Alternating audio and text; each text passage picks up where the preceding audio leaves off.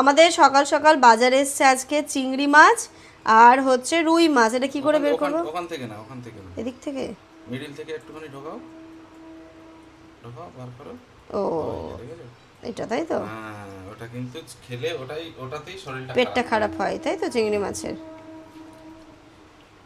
আচ্ছা, তাহলে আমি এই যে নোংরাটা বের করে নিই। এইটাই অসুবিধে, চিংড়ি মাছ একটা একটা করে নোংরা বাছতে হয়। নোংরাটাকে বের করব, মাছটা ধোবো।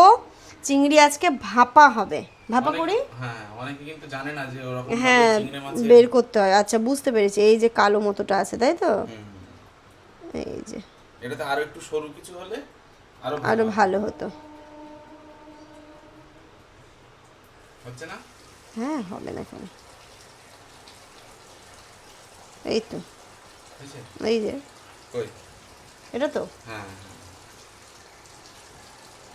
যাই হোক, চলো মাছগুলো এখন ধোবো, ধুয়ে আজকে রান্না বান্না হবে। দেখি চিংড়িটার কি একটা করা যায়। যাই হোক, একটা ভালো কিছুই করব। তাব্বু খেতে খুব পছন্দ করে চিংড়ি মাছ।